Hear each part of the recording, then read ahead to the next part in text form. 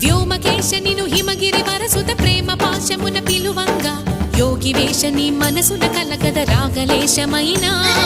హే మహేశని భయద